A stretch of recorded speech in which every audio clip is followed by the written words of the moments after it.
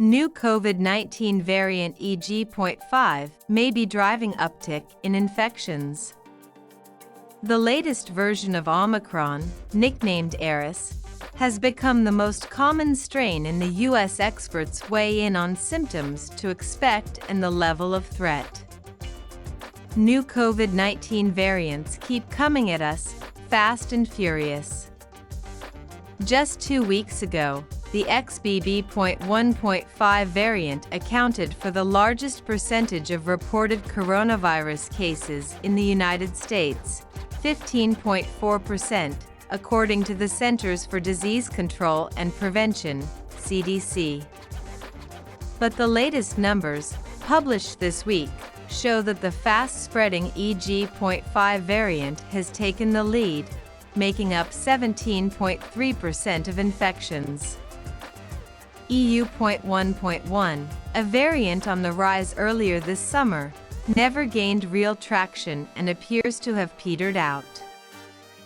Nicknamed Eris, EG.5 is an offshoot of Omicron, just like its XBB relatives. The data suggest that it is very transmissible and may be contributing to an uptick in new COVID-19 cases and hospitalizations. Numbers from the most recent week showed that COVID-19 related hospital admissions had risen 12.5% nationally, according to the CDC COVID data tracker. Emergency room visits were up nearly 22% for the CDC, and the percentage of positive COVID-19 test results ticked up 1.3% to 8.9%, according to the data tracker. States with the highest percentage of positive COVID-19 tests currently include New York, New Jersey, and states in the South, per the CDC, while hospitalizations are most noticeably higher in a few pockets in the South, including counties in Alabama, Virginia, and Louisiana. The increase in EG.5 is not isolated to the United States.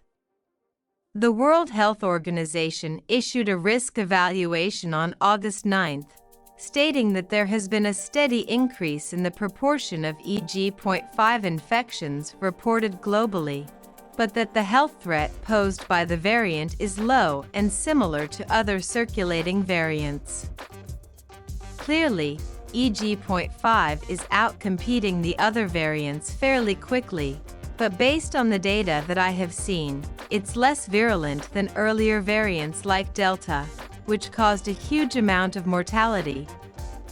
Overall COVID-19 threat remains low. With test positivity at about 9%, COVID-19 certainly appears to be spreading, but it's not causing serious illness in large numbers of people. Even though there has been a rise in hospitalizations, numbers are still low in more than 99% of the country, per the CDC.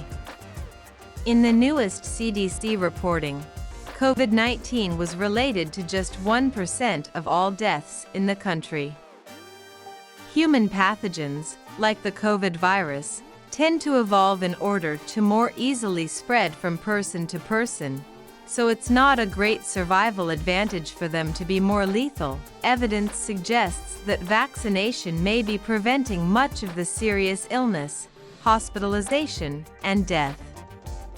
An updated vaccine expected to be available this fall should be even more effective against circulating strains, according to the U.S. Food and Drug Administration, FDA. Certain groups remain more vulnerable to severe COVID-19. As the CDC stresses, specific groups of people are more at risk of getting very sick from COVID-19.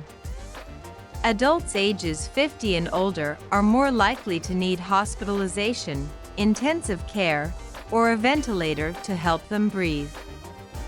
Most COVID-related deaths occur in people older than 65. Individuals who are immunocompromised, have a weakened immune system, due to a medical condition or from immunosuppressive medications or treatments also face greater odds of severe illness, says the CDC.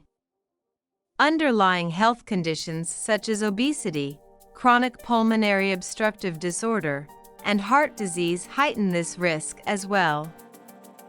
Another group that has weakened defenses against the virus and can become very sick from infections are pregnant individuals and those who were recently pregnant. Public health authorities advise those at increased risk to talk with a healthcare provider about taking extra precautions, such as wearing a mask, when hospital admission levels in their communities are medium or higher. If you have symptoms, get tested. To help stop coronavirus spread, especially to these more vulnerable populations, urges everyone to get tested for COVID-19 if they have upper respiratory systems. Newer COVID-19 variants have very mild symptoms in general compared to the earlier variants, and can very much mimic the common cold. Common COVID-19 symptoms include sore throat, runny or stuffy nose, sneezing, and coughing. Most of us would want to know if we're actually infected with COVID-19 so we can be especially careful and maybe avoid elderly relatives and others who are at greater risk of severe illness. Since the nationwide public health emergency due to COVID-19 ended in May of this year, free testing has become harder to find. But the CDC offers an online tool to help people without health insurance find no-cost testing. Thank you for watching. Please subscribe. Hit like, share and comment.